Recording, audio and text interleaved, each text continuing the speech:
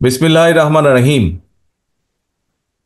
ব্রাহ্মণবাড়িয়া জেলা কাউন্সিল উপলক্ষে আয়োজিত আজকের এই অনুষ্ঠানের সম্মানিত সভাপতি, মঞ্চে উপস্থিত বিএনপির ভাইস চেয়ারম্যান জনাব বরকতুল্লাহ ভুলু সহ ব্রাহ্মণবাড়িয়া জেলার বিভাগীয় সাংগঠনিক সম্পাদক জনাব সেলিম, জনাব মোশতাক সহ মঞ্চে উপস্থিত ইঞ্জিনিয়ার শ্যামল, জহির, সিরাজ সহ মান্নান সাহেব সহ সকল উপস্থিত সকল নেতৃবৃন্দ এবং আমার সামনে উপস্থিত জেলা বিএনপির উপজেলা পৌরসভা ইউনিয়ন থেকে আগত সকল পর্যায়ের প্রিয় নেতা কর্মী ভাইরা, আসসালামু আলাইকুম। আজকে বহু বছর পরে আবার ব্রাহ্মণবাড়িয়া জেলায় আপনাদের সামনে কথা বলার সুযোগ হচ্ছে। প্রিয় সহকর্মীবৃন্দ, আপনারা যারা সামনে বসে আছেন, আপনারা যদি আপনাদের পেছনে দেখেন এবং আপনারা যারা পেছনে আছেন, এই প্যান্ডেলের নিচে পেছনে আছেন, তারা যদি সামনে দেখেন, তাহলে আপনাদের চোখের সামনে যে দৃশ্যটি ভেসে উঠবে, এই দৃশ্যটি একটি কথা বলে। কি সেই কথা? ঐক্য হচ্ছে শক্তি। ঐক্য হচ্ছে শক্তি। কি বলে এই কথাটি? এই কথাটি বলে যে ঐক্য হচ্ছে শক্তি। প্রিয় সহকর্মীবৃন্দ, একটি রাজনৈতিক দলের সম্মেলন কেন প্রয়োজন? সম্মেলন প্রয়োজন দলকে ঐক্যবদ্ধ করার জন্য। সম্মেলন প্রয়োজন দলকে পুনর্গঠিত বা গঠন প্রক্রিয়া এটি চলমান রাখার জন্য। সম্মেলন কেন প্রয়োজন? সম্মেলন প্রয়োজন নেতৃত্ব, নতুন নতুন নেতৃত্ব যাতে বিকশিত হয়, এই সকল কারণে সম্মেলন প্রয়োজন। প্রিয় সহকর্মীবৃন্দ, সম্মেলনের আরেকটি বড় কারণ হচ্ছে আমরা যে ঐক্যবদ্ধ। আমাদের মধ্যে মতপার্থক্য থাকতেই পারে, কিন্তু দিন শেষে দলের স্বার্থে, দলের আদর্শের স্বার্থে, সর্বোপরি দেশের স্বার্থে আমরা সকলে ঐক্যবদ্ধ। এটিই হচ্ছে সবচেয়ে বড় লক্ষ্য বা উদ্দেশ্য। প্রিয় সহকর্মীবৃন্দ, আপনারা এখানে সারাদিন অনেক বক্তব্য শুনেছেন। আমি চেষ্টা করব আমার বক্তব্যে সেই কথাগুলোতে ফিরে না যেতে, বরং আমি চেষ্টা করব আপনাদের সকলকে একসাথে নিয়ে সামনের দিনে সামনের দিনে যাতে বাংলাদেশ এগিয়ে যেতে পারে, আমরা যাতে সামনের দিনে বাংলাদেশকে এগিয়ে নিয়ে যেতে পারি, একটি সুন্দর ভবিষ্যতের দিকে এগিয়ে নিয়ে যেতে পারি। সংক্ষেপে আমি সেই কথাগুলো আপনাদের সামনে তুলে ধরতে চাইব। প্রিয় সহকর্মীবৃন্দ, এই মাত্র কিছুদিন আগের কথা, মাত্র কিছুদিন, 6 মাস, 7 মাস, 8 মাস আগের কথা। আজকে এখানে যারা আপনারা উপস্থিত হয়েছেন, এখানে যারা আপনারা বিএনপি সম্মেলন উপলক্ষে বিএনপির বিভিন্ন পর্যায়ে, ব্রাহ্মণবাড়িয়া জেলার বিভিন্ন পর্যায়ের নেতৃবৃন্দ আপনারা উপস্থিত হয়েছেন, কিছুদিন আগেও আমরা কি দেখেছি?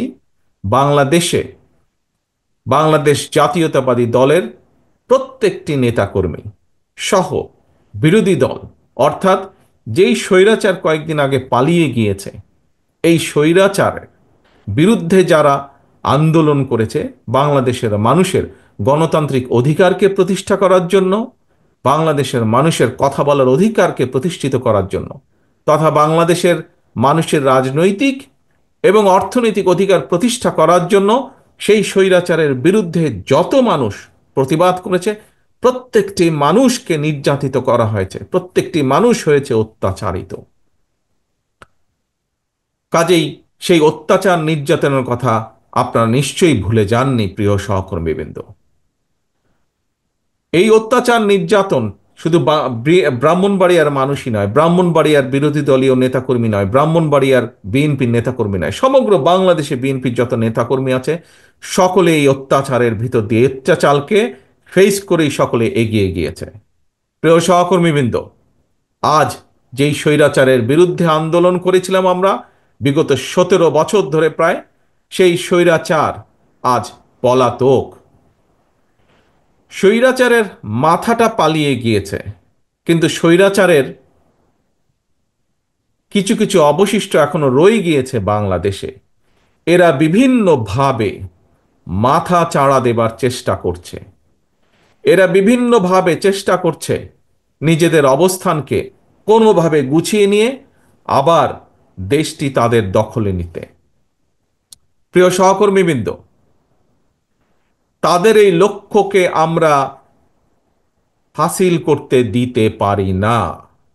এবং যদি আপনাকে রক্ষা করতে হয়, আপনার নিজের পরিবারকে রক্ষা করতে হয়, যদি এই দেশের মানুষকে রক্ষা করতে হয়, সর্বোপরি বাংলাদেশকে যদি রক্ষা করতে হয়, তাহলে আমাদের সকলকে যে কোনো মূল্যে ঐক্যবদ্ধ থাকতে হবে।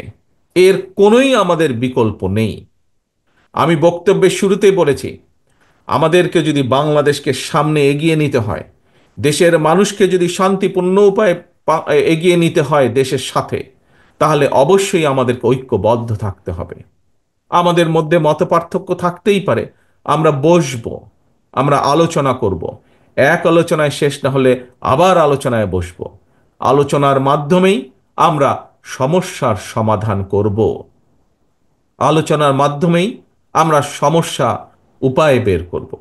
প্রিয় সহকর্মীবৃন্দ, আমাদের সামনে বহু কাজ, এখন অনেক কাজ, দেশকে পুনর্গঠনের কাজ।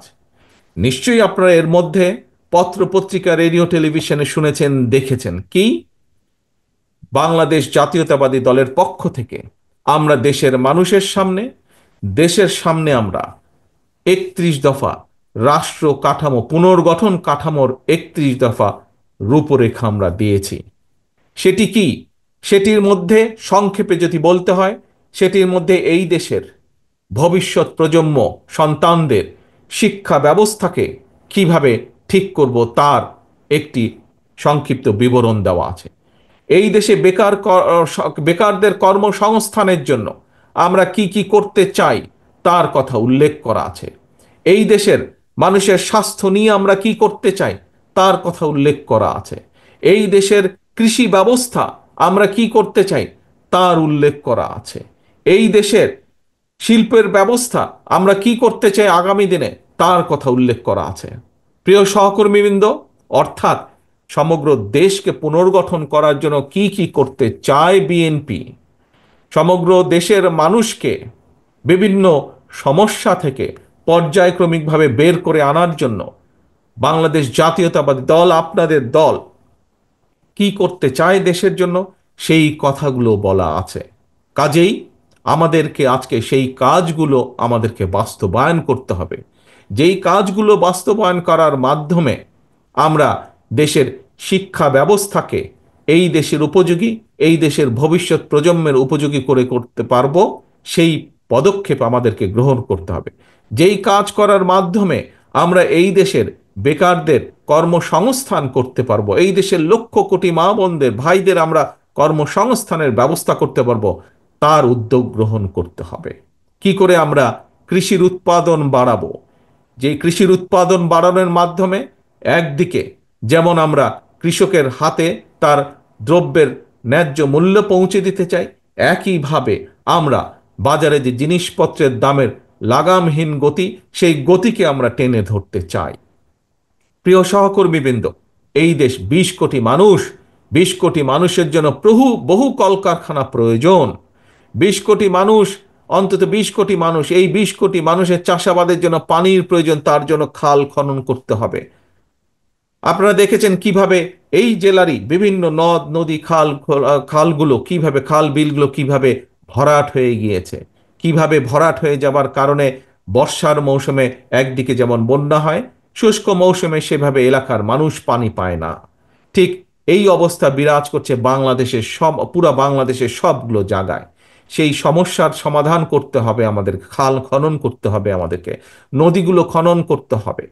এরকম আরো বহু কাজ আছে, বহু কাজ আছে আমাদের দেশকে পুনর্গঠন করার জন্য।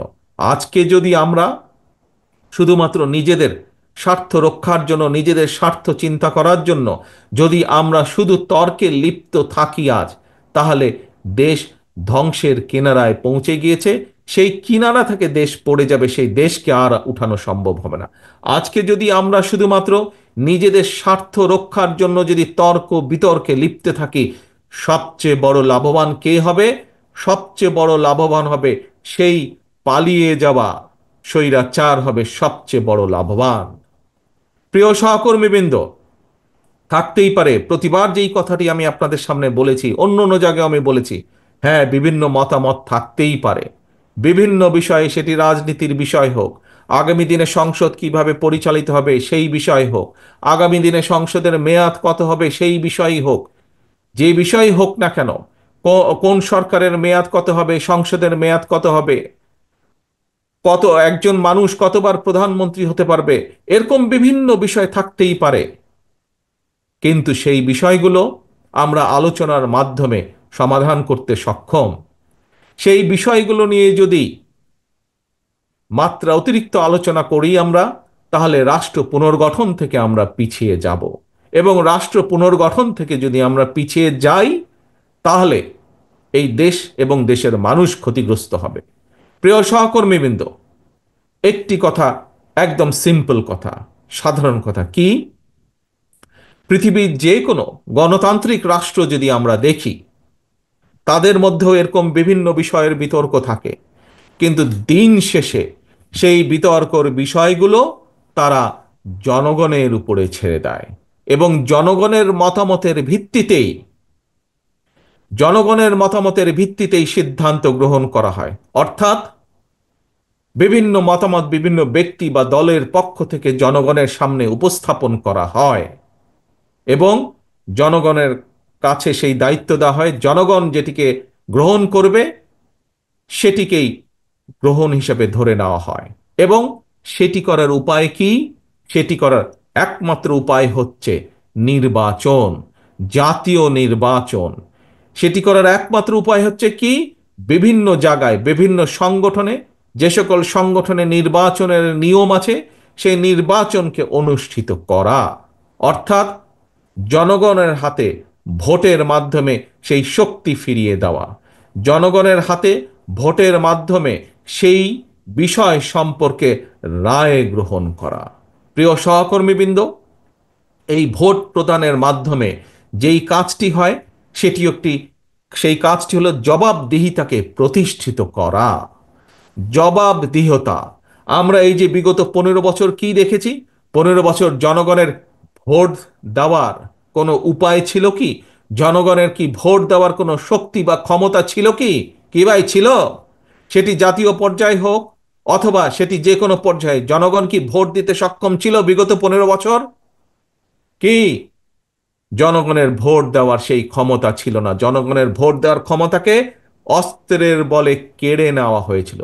এবং সে কারণেই আমরা দেখেছি অস্ত্র দিয়ে জোর করে রাতের অন্ধকারে, কখনো আমরা দেখেছি ডামি নির্বাচন, কখনো আমরা দেখেছি ভোটারবিহীন নির্বাচন, কখনো আমরা দেখেছি ভোট ডাকাতির নির্বাচন গত 15 বছরে।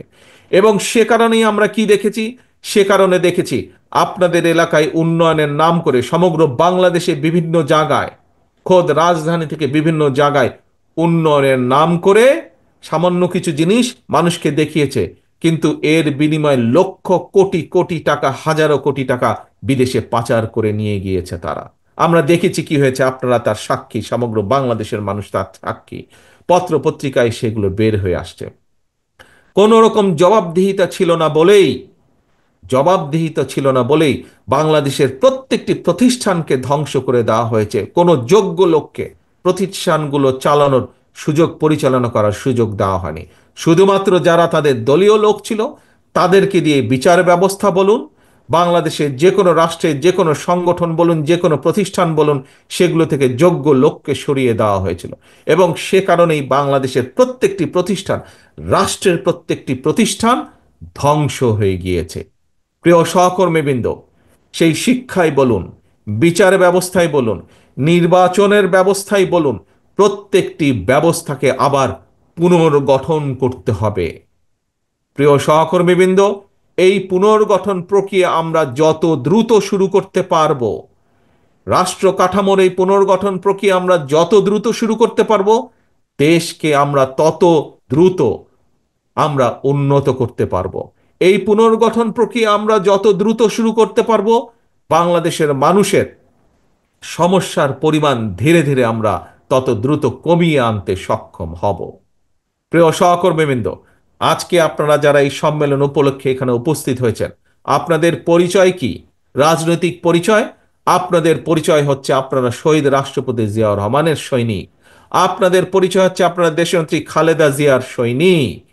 কাজেই অর্থাৎ দিন শেষে আপনাদের রাজনৈতিক পরিচয়, আপনারা বাংলাদেশ জাতীয়তাবাদী দল তথা বিএনপির একজন নেতা বা একজন কর্মী হিসাবে আপনারা এখানে উপস্থিত হয়েছেন।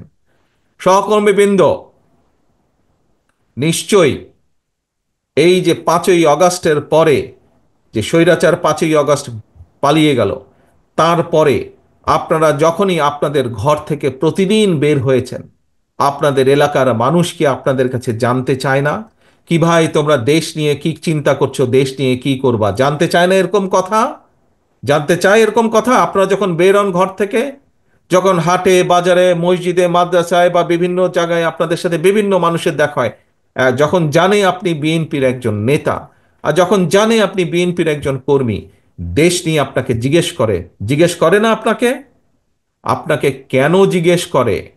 আপনাকে এই কারণে জিজ্ঞেস করে যে মানুষের বিশ্বাস, সাধারণ মানুষ, এই দেশের ভোটার, অধিকাংশ মানুষের বিশ্বাস এই দেশে যদি ভালো কিছু করতে পারে, এই দেশকে যদি পুনর্গঠন করতে পারে, এই দেশকে যদি আবার আবার যদি এই দেশকে স্বাভাবিক গতির দিকে ধাবিত করতে পারে, যেই যেরকম দেশকে বাংলাদেশের মানুষ দেখতে চায়, বাংলাদেশের মানুষের প্রত্যাশা যেই দেশের, সেই দেশকে যদি গড়তে হয়, কে করতে পারবে?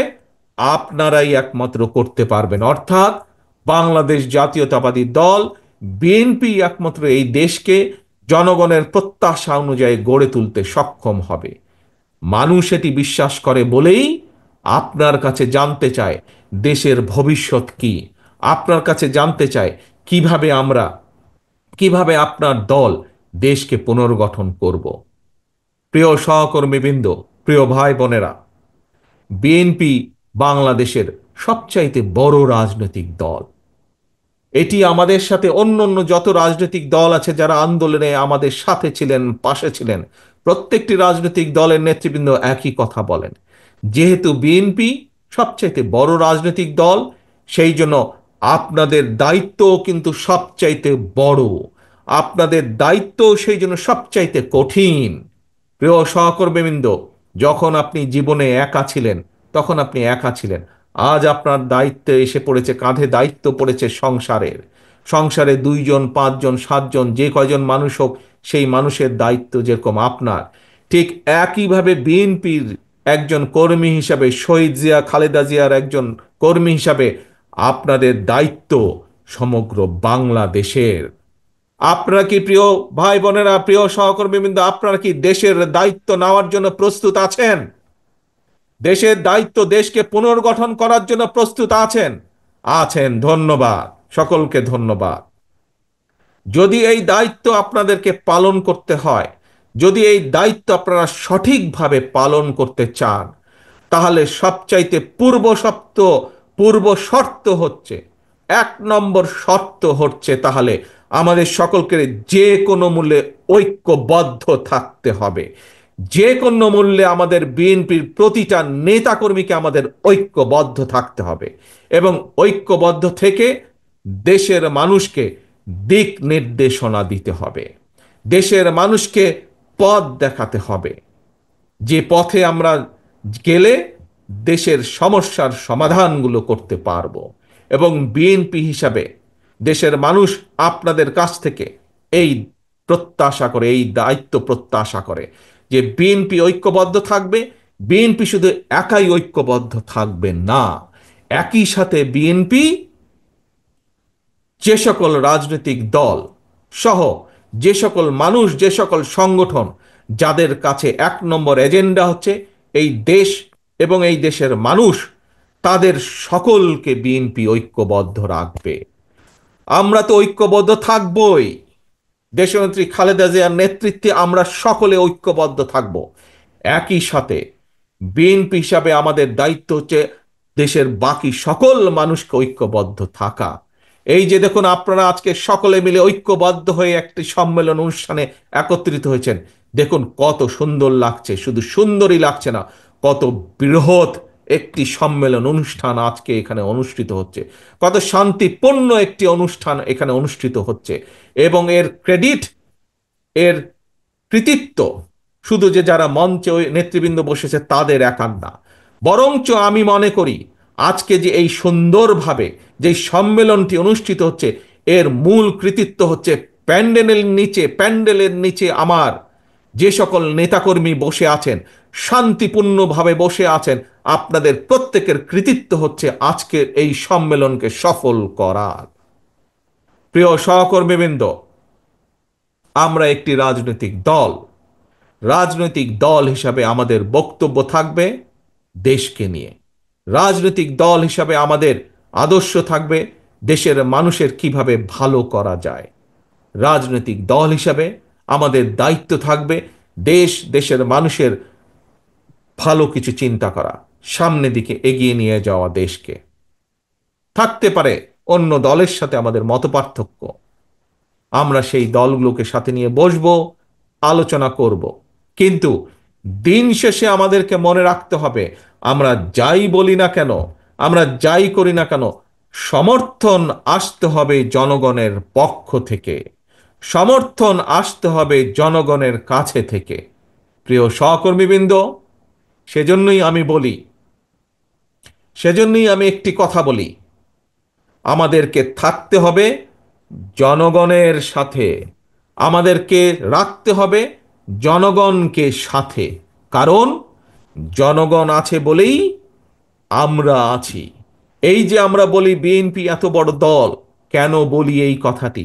কারণ বাংলাদেশের বৃহৎ জনগোষ্ঠী এই দলকে সমর্থন করে বলেই এটিই হচ্ছে আমাদের শক্তি, জনগণের শক্তি, জনগণের ঐক্যই হচ্ছে বিএনপির শক্তি।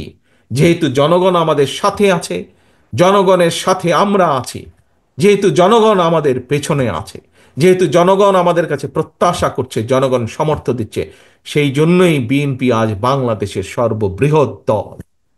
একটু আগে যেই কথাটি বললাম, আবারও আপনাদের সামনে সেই কথাটি বলতে চাই। বৃহৎ দল হিসাবে আমাদের দায়িত্ব হচ্ছে বড়, বৃহৎ দল হিসাবে আমাদের দায়িত্ব হচ্ছে গুরুত্বপূর্ণ।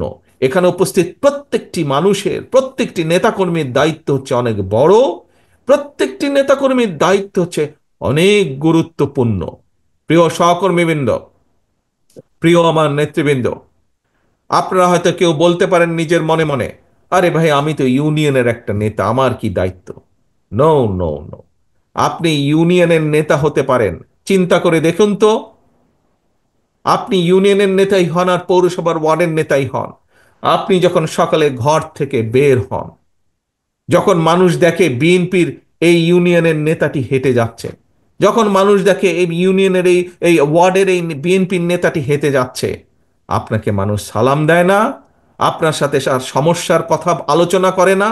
আপনার সাথে দেশের সমস্যা, এলাকার সমস্যার কথা আলোচনা করে না? কেন করে?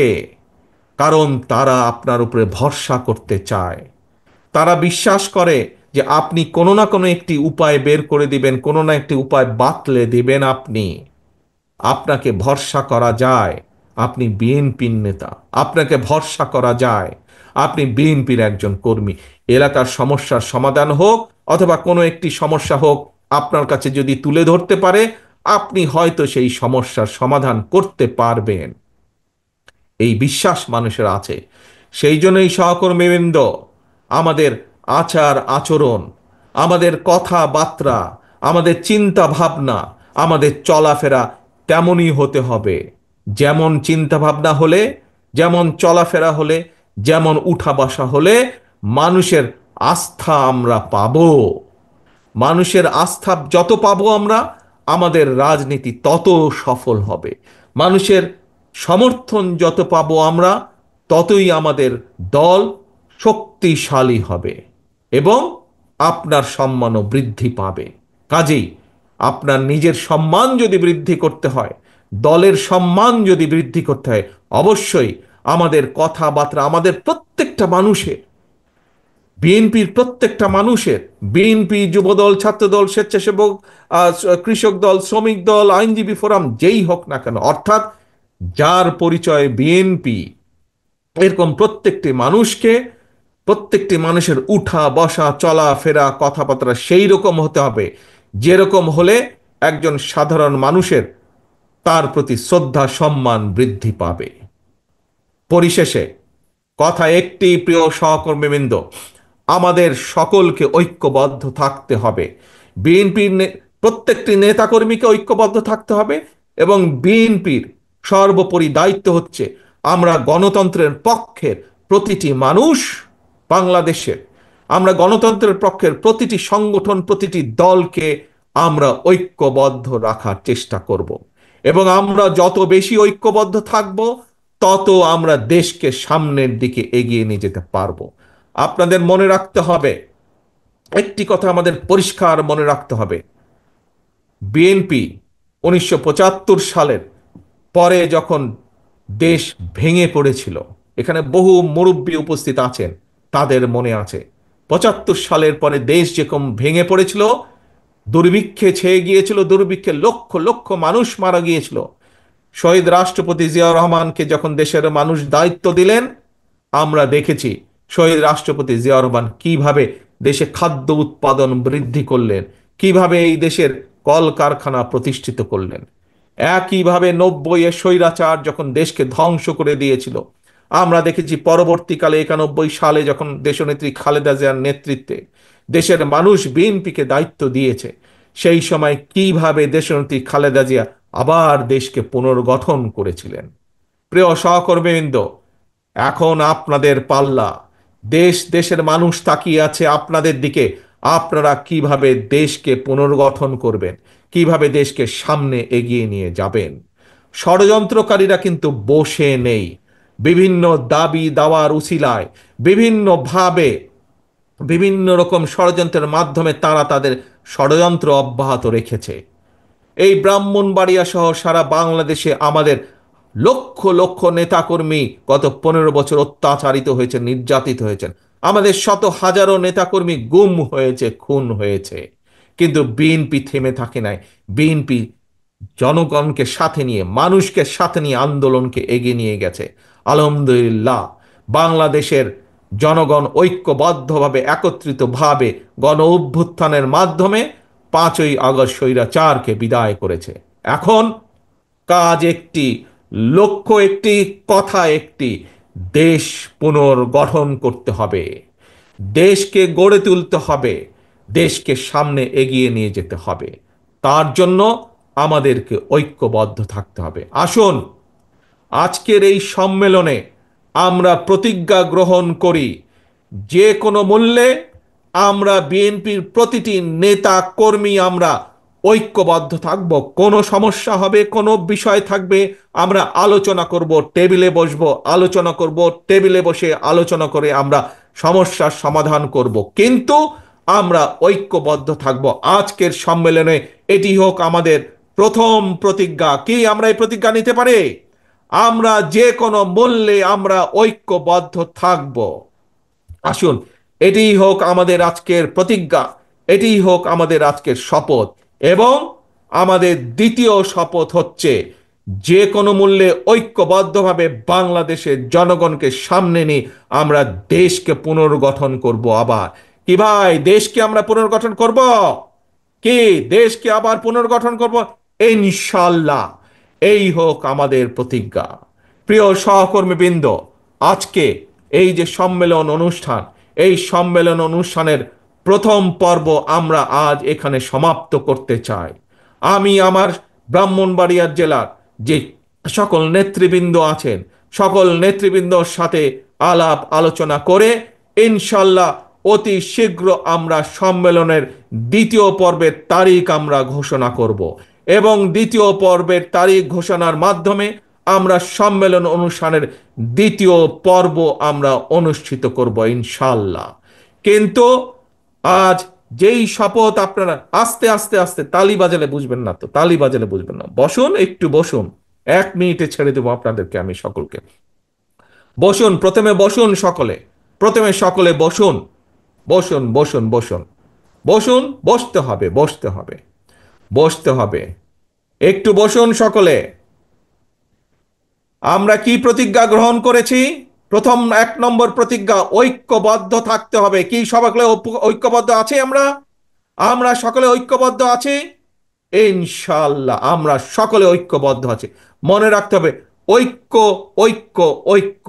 ঐক্য ছাড়া কোনো কাজ আমরা সফল হতে পারবো না। এবং আরেকটি গুরুত্বপূর্ণ বিষয়, সেটি হচ্ছে যে কোনো মূল্যে আমাদেরকে জনগণের পাশে থাকতে হবে, জনগণকে সাথে রাখতে হবে।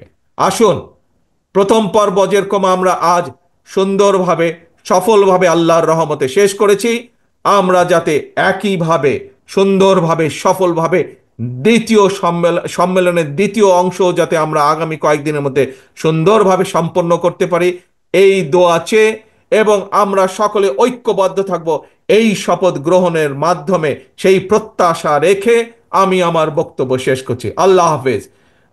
বাংলাদেশ জিন্দাবাদ। বাংলাদেশ জাতীয়তাবাদী দল জিন্দাবাদ।